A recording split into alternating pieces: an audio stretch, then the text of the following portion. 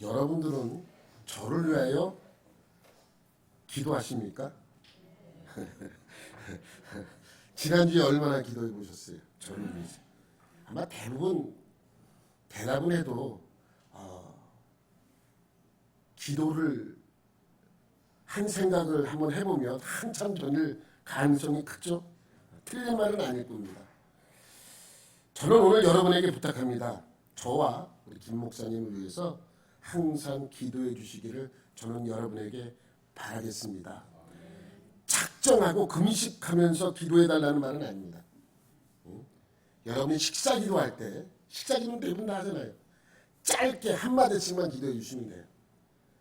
목사님들 지켜달라고, 힘 달라고, 능력 달라고 한마디씩만 기도해 주시면 저는 아마 몸둘 바를 모를 것입니다.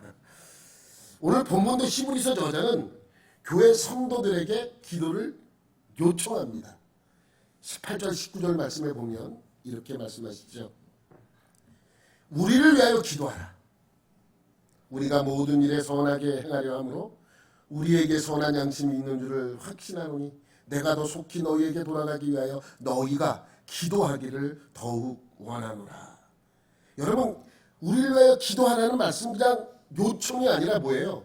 명령입니다. 그런데 저는 오늘 여러분에게 명령하지는 않겠습니다. 그냥 부탁할 것입니다.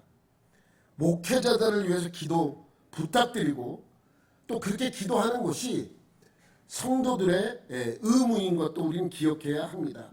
여러분, 이 기도 요청은 히브리서 저자만 요청한 것이 아니라 바울 자신도 자신을 위해 기도해달라고 늘 표현했습니다. 그래서 바울이 쓴 서신서에 보면 자신을 위하여 기도해달라고 부탁하는 내용이 많이 기록되어 있어요. 데살로니가 전서 5장 25절에 보면 형제들아 우리를 위하여 기도하라.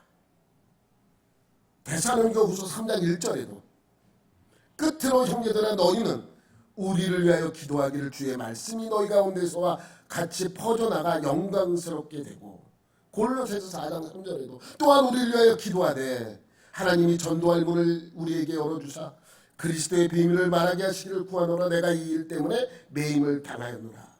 고린도서 1장 11절에도 너희도 우리를 위하여 기도함으로 토우라.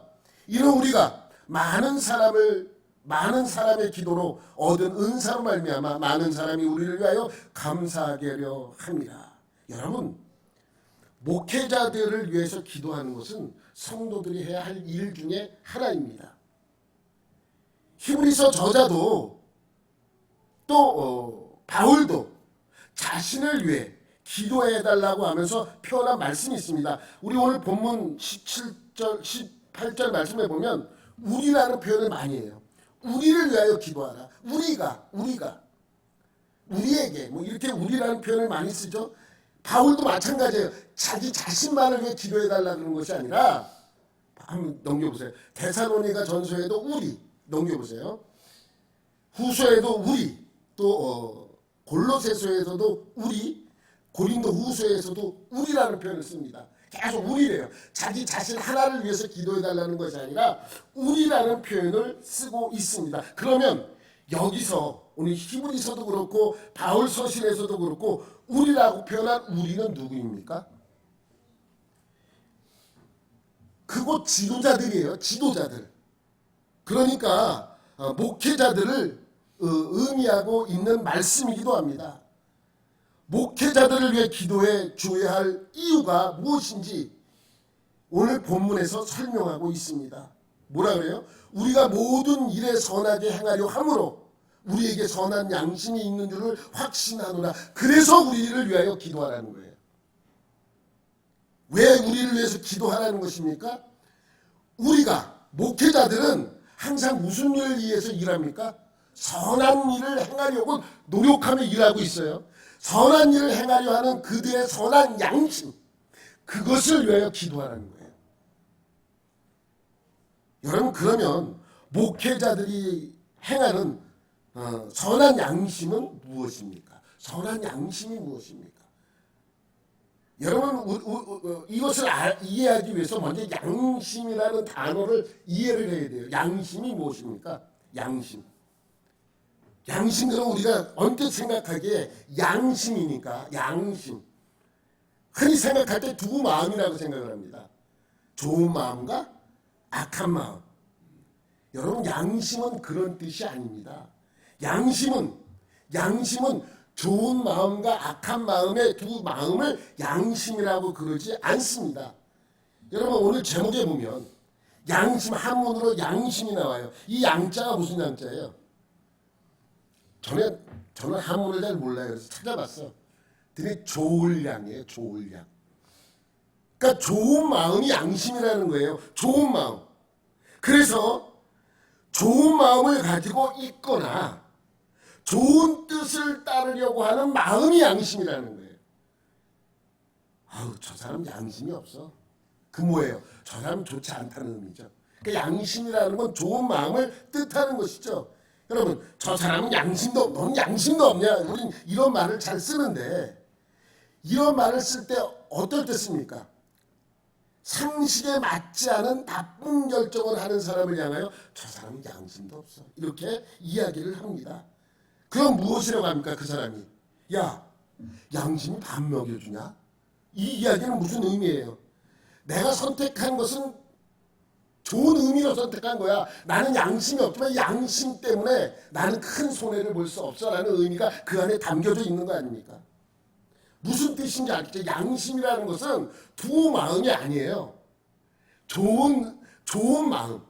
내가 그것을 결정할 때 좋은 마음도 아니지만 하여튼간에 여러분 그 약간 그 의미를 여러분이 이해를 하셔야 돼요.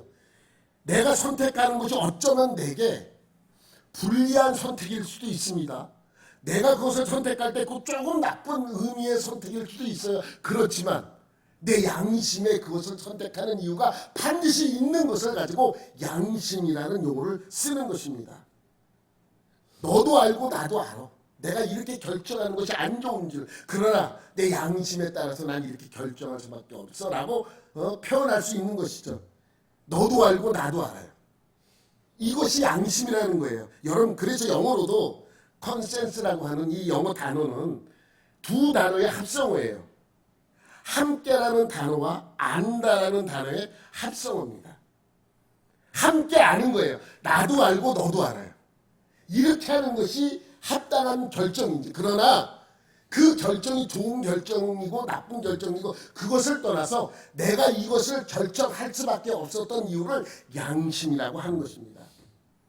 내가 이렇게 결정하는 것을 너도 이해하고 나도 이해해. 이런 뜻이 담겨져 있는 것이죠.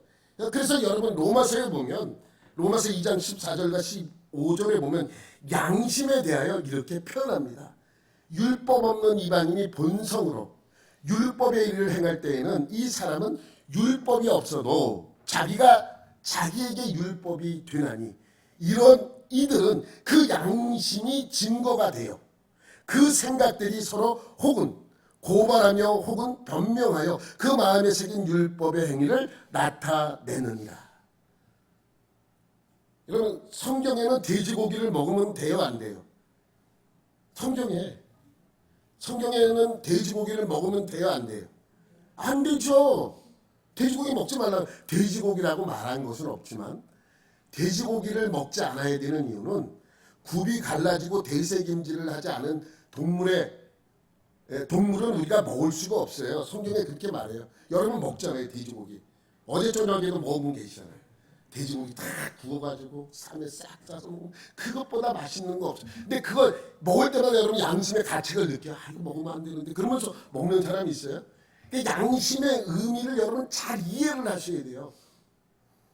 우리는 그것을 먹을 때 양심의 가책을 느끼며 먹지 않습니다. 먹을 때 양심의 가책을 느끼지 않습니다. 그냥 먹어요 자유로이. 근데 여러분 생각해 보세요. 이 당시에 어떤 사람이 율법에 분명히 돼지고기를 먹지 말라 그랬으니까 먹지 않아야 되는 거예요. 그 결정을 누가 하는 거예요? 본인 양심이 하는 거예요. 양심. 하나님 별로 그렇게. 여러분 어떤 분이 술을 한잔 착 해서 술을 먹어요.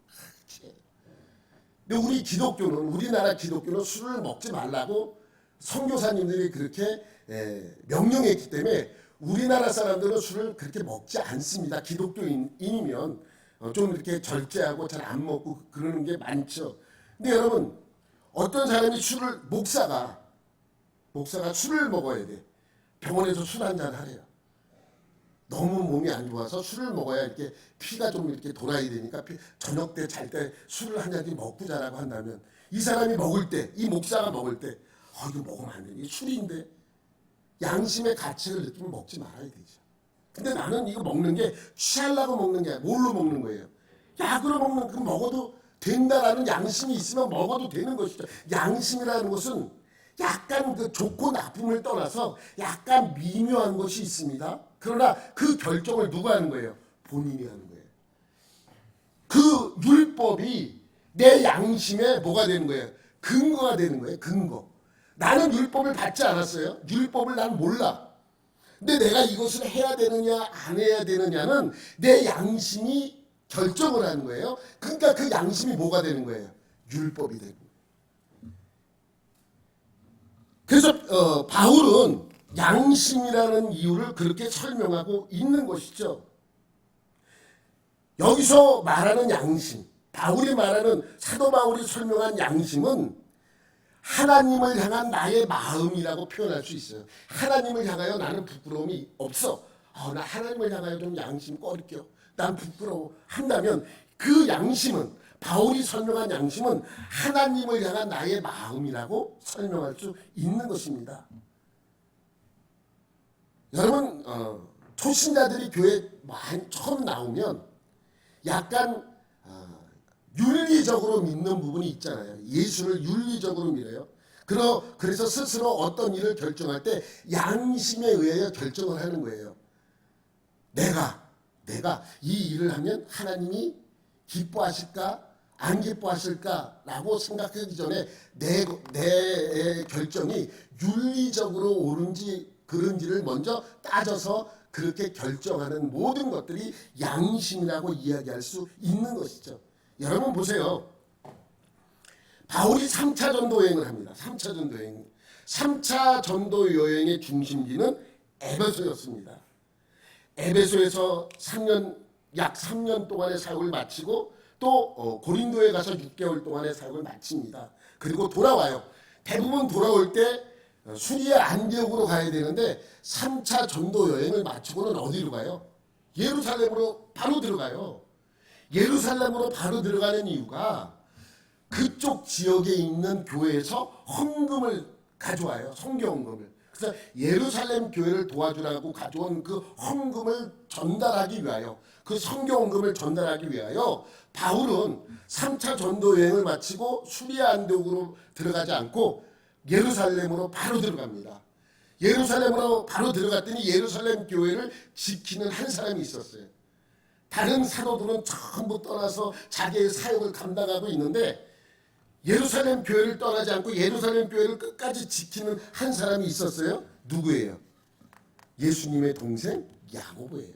야고보는 다른 곳에 가지 않고 예루살렘 교회를 끝까지 지키며 그 교회에 남아 있었습니다. 그래서 이 야고보는 바울이 가져오는 헌금을 받아들이고 너무 기쁘죠. 그리고 바울에게 한 가지 부탁을 합니다. 왜냐하면 바울이 유대인들과 사이가 안 좋았어요.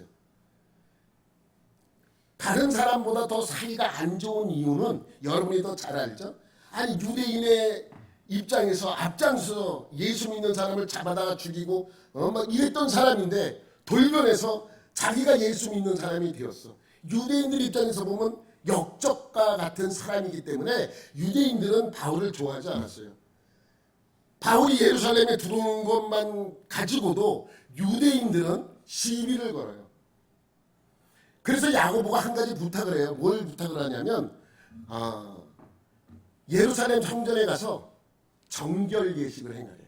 정결 예식을 행해서 그 유대인들로 하여금 책잡히지 않게 하기 위해서 그렇게 부탁을 하는 거예요. 그랬더니 바울도 알기 때문에 이제 예루살렘 성전에 가서 정결 예식을 행해요. 근데 그 정결 예식을 해가면서 좋게 끝나면 좋은데 예루살렘 성전에 와서 정결 예식을 행하는 바울에게 뭐합니까? 시비를 걸기 시작해요. 누가? 유대인들이. 말도 안 되는 트집을 잡고 이방인을 성전에 끌고 왔다고 막 거짓 소문을 냅니다. 그런데 사람들이 막 벌떼처럼 일어나서 바울을 죽이려고 막 합니다. 막 예루살렘 성전이 어떻게 했습니까? 막 소동이 일어났겠죠. 소동이 일어났더니 그 근처에서 유대인들의 그 반란을 진압하기 위해서 있었던 로마 군인들이 출동을 하게 돼요. 왜? 거기가 항상 허약고야. 거기서 항상 문제가 일어나니까 거기에 군대가 주둔하고 있었어요. 예루살렘 성전 근처에. 그러니까 거기 시끄러우니까 이제 출동을 해서 그 소란을 막게 됩니다. 막게 되는데 거기서 죽을 뻔한 바울을 구해내죠. 구해내서 이제 바울을 총독 관저로 끌고 가요. 그래서 총독에게 이렇게 이야기를 하다 보니까 바울이 로마 시민권자임을 알게 됩니다. 그래서 천부장이 이제 그 로마 시민권자였던 바울과 유대인들 간에 자꾸만 소동이 일어나는 것을 미연에 방지하기 위해서 중재를 쓰게 돼요. 그래서 바울을 유대인들 앞에 세워서 해명할 기회를 줍니다. 그래서 그들 앞에 서서 이야기를 합니다. 이야기를 할 때 첫 마디가 뭐냐면 사도행전 23장 1절 말씀이에요. 시작. 바울이 공회를 주목하여 이르되 여러분 형제들아 오늘까지 나는 범사의 양심에 따라 하나님을 섬겼노라. 양심에 따라 했다. 양심이라는 것은 여러분 살다 보면 죄를 질 수 있잖아요. 율법에 따라 이렇게 말하지 않아요. 나는 내 평생 율법을 행하며 살아갔다 이렇게 말하잖아요. 양심에 따라. 실수로 죄를 범할 수도 있는 부분이니까 거기서 이 양심이라는 말을 우리는 주목해야 합니다. 이 양심은 어떤 양심이라고요? 하나님 보시기에 부끄러움이 없는 마음입니다. 또 다른 유대인들이 나를 볼 때 부끄러움이 없는 마음이기도 합니다. 그러면 오늘 말씀의 선한 양심은 무엇인가? 오늘 본문에 선한 양심이 나오죠? 넘겨보세요. 선한 양심. 그러면 그냥 양심도 아니고 선한 양심이라는 단어를 사용하고 있는데 이 선한 양심은 과연 무엇입니까? 여러분, 선한 양심은 노란 걸로 해놨죠. 그 위에 노란 거예요. 선한 양심이 무엇인가? 바로 그 위에예요. 위에. 모든 일을 선하게 행하려고 하는 마음이죠. 모든 일을. 여러분, 누가 모든 일을 선하게 행하려고 하고 있습니까? 앞에 우리가는 누구라 그랬어요? 목회자들, 지도자들은요. 내가 여기 와가지고 여기 쏙 빼먹고 도망가야지. 이렇게 마음 먹는 사람이 없어요. 일반 회사는 그럴 수도 있어요. 일반 회사. 내가 아는 사람은 형이 이제 아파가지고 들어누웠어요. 극동건설인가 그럴 거야. 극동건설. 우리나라 10대 그룹 안에 큰 그룹이었죠. 부도가 냈는데 형이 이제 김용산 씨라고 제가 알고 있는데 아파가지고 이제 우리나라에서 병을 못 고치니까 외국에 가서 수술하는 동안 동생에게 맡겨놨어요. 동생이 어때요? 들어와서 선한 마음을 갖고 이 회사가 정말 잘 되도록 하면 괜찮은데 재산을 뒤로 다 빼돌리고 부도를 내버렸어요. 와서 보니까 동생이 다 해먹었거든. 이분이 속병이 걸렸어요. 여러분, 그러니까 모든 일을 선하게 하려고 하는 그러한 마음, 그게 선한 양심이라고 말씀하고 있어요. 누가 그렇다고요? 목회자들이. 우리를 위하여 기도하라.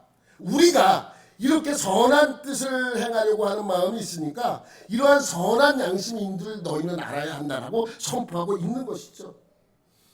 그러니까 이 선한 양심은 어떤 의미의 말씀인가? 신앙적 양심을 의미합니다. 신앙적 양심. 하나님이 볼 때 하나님이 우리를 불러주셨고 우리가 신앙생활을 하면서 하나님의 합당한 열매를 맺는 그 마음, 그것이 선한 양심이라고 표현하고 있는 것이죠. 우리 목회자들은요, 뭘 빼먹고 이럴 것도 없어. 우리는 항상 하나님 앞에 서보다 노력하잖아요. 그러니까 목회자들은 대부분, 전부 그렇다는 얘기는 아니에요. 목회자들도 그런 분들이 간혹 있어서 시끄러운 교회도 있지만 대부분 목사님들은, 목회자들은 그런 마음을 가지고 하죠. 일을 하다 보니까 안 될 수도 있죠. 근데 나쁜 의도로 이 교회를 무너뜨리기 위해서 하는 것이 아니라 선한 의미로 한다는 것을 기억해야 합니다. 무슨 일이든 항상 선한 뜻을 가지고 결정하려고 하기 때문입니다. 이런 결정은 나의 이득이나 개인적인 이득이나 유익을 위한 결정이 아닙니다. 하나님의 뜻에 따라 교회에 유익을 내리도록 하는 결정이기 때문입니다. 이것이 선한 양심. 그런데 목사 개인의 이익을 위해 결정하거나 교회의 덕이 안 되는 결정, 이러한 결정은 정말 양심 없는 결정이죠. 악한 결정입니다. 악한 양심이라고 할 수 있는 것입니다. 여러분, 그래서 목회자의 양심은, 목사의 선한 양심은 그 교회의 아주 중요한 요인이기도 합니다. 여러분, 만약에 제가 자유주의 신학을 배워서 여러분에게 자유주의 신학적인 배경을 가지고 설교한다고 생각을 해보세요. 그럼 저는 이 성경의 말씀보다도 인권 문제를 더 다루는 그러한 설교를 하게 될 겁니다. 그러다 보면 예수 그리스도를 통한 구원보다는 사회구원, 민중구원을 외쳤을 거예요. 또 개개인의 인권을 존중하고 인정하다가 보면 무슨 법을 중요하게 생각해요? 차별금지법 같은 것을 중요하게 생각하고 그것이 빨리 시행되도록 그렇게 하도록 외쳤을 것입니다. 그러면 저는 동성애를 인정하는 목사가 돼 있을 것입니다. 하나님의 말씀을 사람의 입장에서 해석하고 신문주의보다는 인문주의적 사고방식을 가지고 가르쳤을 것입니다. 왜냐하면 자유주의 신학을 배웠던 목사들은 그런 것이 옳다고 생각하는 그러한 양심적 배경이 있기 때문에 그래요. 그런 양심. 자기들은 그것이 옳다고 생각하기 때문에 그렇습니다. 여러분, 안타까운 것이 있습니다. 뭐냐면 요즘 사람들은요, 사람의 인권을 강조하는 목사가 깨어있는 목사라고 생각합니다. 앞서가는 목사라고 생각합니다. 성경 말씀 그대로 가르치면 어떤 목사예요? 앞뒤가 꽉 막힌 목사라고 합니다. 그러면서 뭐라 그래요? 열린 마음을 가져라 그래요. 열린 마음. 아니, 열린 마음이 성경대로 안 가르치는 게 열린 마음입니까? 하나님보다 인간을 더 생각하는 것이 열린 마음입니까? 그래서 뭐 같은 조직이 생겨납니까? WCC 같은 조직이 생겨나는 거예요. WCC가 무엇이 문제입니까? 종교다원주의예요. 종교다원주의. 그래서 캐톨릭도 오고 원불교도 오고 스님도 오라는 거예요. 그래서 종교 통합운동을 하고 있는 것입니다. 그리고 구원은 성경에만 있다고 가르치지 않아요. 구원은 예수에게만 있다고 가르치지 않아요. 이렇게 해야 마치 무슨 목사, 뭐 같은 목사요? 깨어있는 목사 같다는 거예요. 앞서가는 목사 같다는 것입니다. 사회적으로도 앞서가는 사람, 앞서가는 목사, 앞서가는 교회는 이러한 인권 문제를 다루는 교회라고 은연중에 그것을 표현하기도 합니다. 여러분, 제가 얼마 전에 드라마를 한 게 본 게 있습니다. 그게 뭐냐면 보면 지정 생존자라는 이러한 내용이에요. 이 내용 드라마를 쭉 봐서 뭐 넷플릭스에서 있으니까 한번 쭉 봤어요. 재밌더라고요. 내용이 뭐냐면 이게 미국 드라마 리메이크한 작품인데 미세먼지를 연구하는 고지식한 대학 교수가 있어요. 근데 이 사람을 환경부 장관에 앉힙니다. 너무 고지식하다 보니까 또 정치색이 없었던 이 사람은 누구랑 항상 부닥쳐요? 대통령하고 부닥치는 거예요. 대통령이 싫어서가 아니라 이 사람은 고지식하다 보니까 너무 한쪽으로 모든 것을 몰아가고 그러다 보니 대통령이 정책을 펼치는데 힘드니까 해임이 결정이 돼요. 그래서 자기도 그만둔다라고 이야기를 합니다. 그리고 그날 대통령은 국회 연설을 하게 되고 모든 관료들이 거기에 다 국회에 참석을 합니다. 국무총리, 국회의장, 각 부서 장관들. 그런데 대통령 연설 도중에 국회가 무너지는 테러가 일어납니다. 모든 관료들과 많은 국회의원들이 거기서 죽게 되죠. 그리고 대통령 유고시 권한대행은 순서에 따라 아직 사표가 수리되지 않은 고지식한 대학 교수였던 환경부 장관이 60일 동안 대통령 권한대행을 하게 됩니다. 여기서 권한대행은 정말 좋은 사람으로 나옵니다. 정말 좋아요. 권력을 남용하지 않고 모든 일을 대화로 풀어나갑니다. 약한 자의 편에 섭니다. 정말 좋고 훌륭한 대통령 권한대행입니다. 아마 여기 드라마 보신 분도 있을런지 모르겠지만 본 모든 분들은 야 정말 좋은 대통령이다. 저도 그렇게 생각을 했으니까요. 그러면서 저는 그런 생각 때 우리나라에도 저렇게 좋은 대통령이 있어야 되는데 라는 그런 마음이 들었습니다. 그러다가 등장하는 정책이 하나 있죠. 뭐예요? 차별금지법입니다. 대통령 권한대행은 유엔이 20년 전부터 우리나라에 공고했던 차별금지법을 가지고 고민을 합니다. 그는 정말 좋은 대통령 권한대행이기 때문에 드라마에서 정말 좋은 대통령이었기 때문에 피해보는 사람이 한 사람도 생기면 안 되는 것을 원칙으로 차별금지법을 국회에 상정시키려고 합니다. 주변에서 반대합니다. 지지율 떨어진다고 반대하고 종교계에서 반대한다고 안 된다고 그러고 계속해서 그것을 결사 반대하죠. 그런데 대통령 권한대행은 좋은 사람이기 때문에 좋은 결정을 내린 것처럼 차별금지법을 국회에 상정시키려고 하죠. 마치 좋은 사람은 사회적 약자 편에 서서 차별금지법을 찬성하는 것 같은 이미지를 주고 있습니다. 무슨 말씀인지 아시겠죠? 마치 좋은 사람은 저렇게 깨어 있어야 되고 저렇게 깨어 있으려면 이러한 법도 통과시키는 사람이 정말 깨어 있는 사람이고 좋은 사람이다라는 것을 간접적으로 보여주는 내용이기도 합니다. 반대하는 사람은요, 뒤처지는 사람이에요. 종교에 미친 사람들 이렇게 인식을 주고 있죠. 그리고 사람 눈치나 보는 앞뒤가 꽉 막힌 사람으로 비춰주기도 합니다. 여러분, 왜 교회에서는 차별금지법을 반대합니까? 여러분 생각해 보세요. 세상에서 제일 차별이 없는 것이 어디입니까? 교회예요, 교회. 그래서 아까 찬양 불렀잖아요. 뭐라고 불렀어요? 어느 누구나 오라. 차별이 없어요. 어느 누구나 와도 다 받아주는 곳이 교회입니다. 차별이 없습니다. 남자와 여자도 차별이 없고 어떠한 경우도 일반에서는요 취직을 하려고 해도 이력서를 내서 자격이 있나 없나 확인을 합니다. 학력도 보고요, 경력도 보고요, 나이도 봅니다. 그래서 자격 있는 사람만 취업이 됩니다. 이것이 차별이 없다라고 말할 수 있습니까? 차별이 정말 없으면 다 받아줘야죠.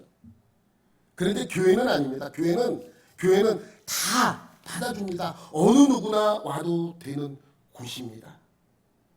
나이 제한도 없어요.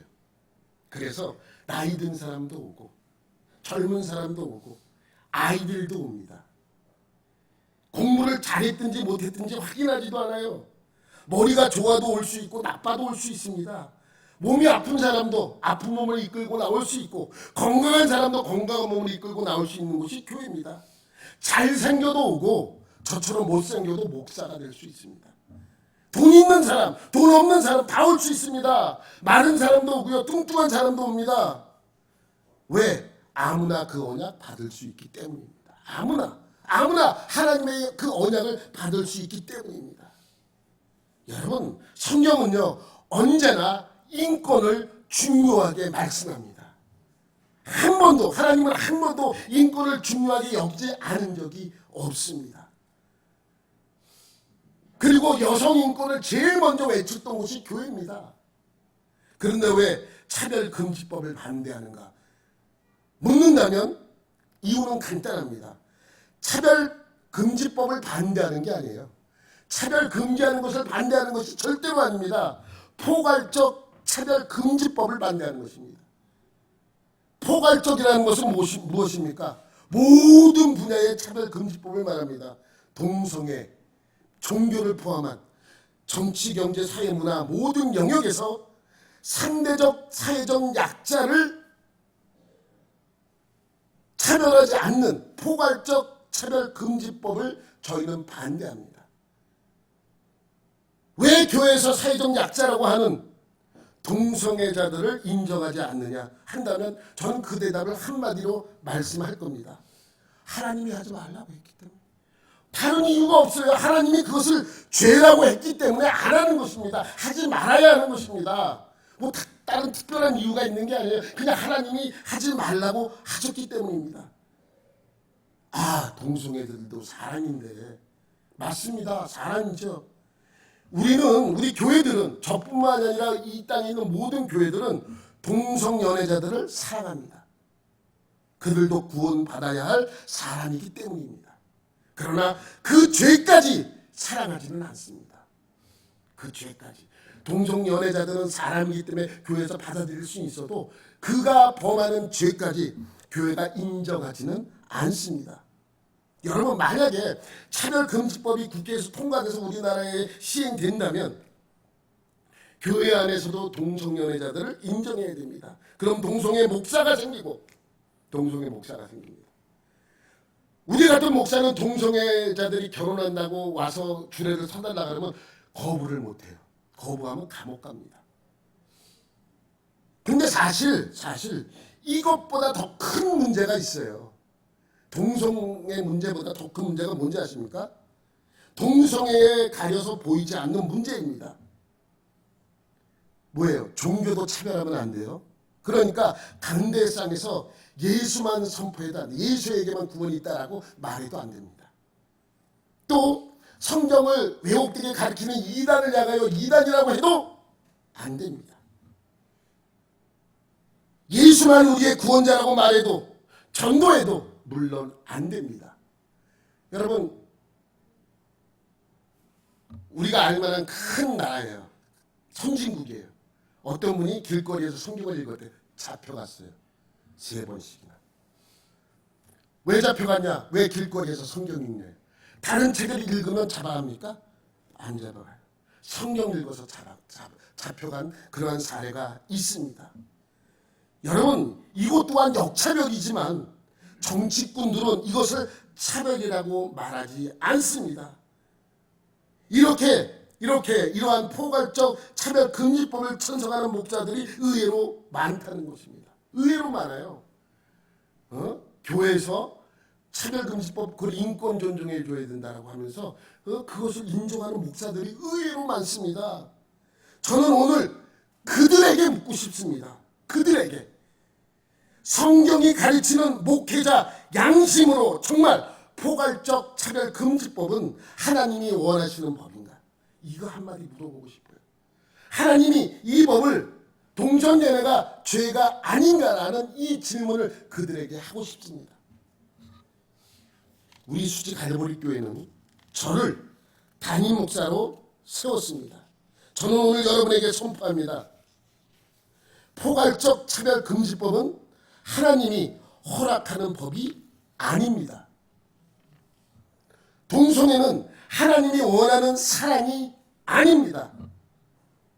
성경에는 분명히 그것이 잘못됐다라고 하지 말라고 지적하고 있습니다. 레위기 18장 21절입니다. 시작. 너는 여자와 동침함 같이 남자와 동침하지 말라. 이는 가증한 일이니라.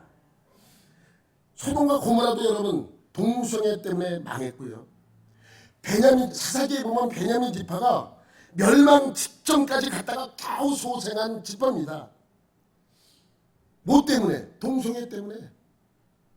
여러분 이렇게 생각할 수 있어요. 아유, 그 고리타분하게 구약시대 아주 오래된 때의 얘기를 꺼내고 있냐고 라고 말씀하실 수 있습니다. 신약 성경에도 있어요.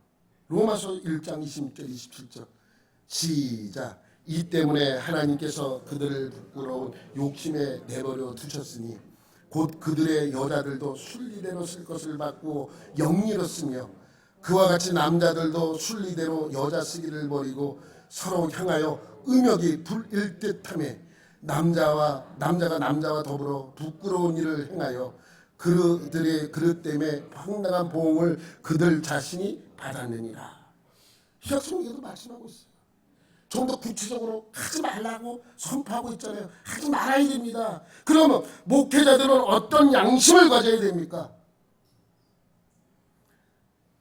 목회자들은 어떤 양심을 가지고 성경을 가르치고 말씀을 전하고 복음을 전해야 합니까?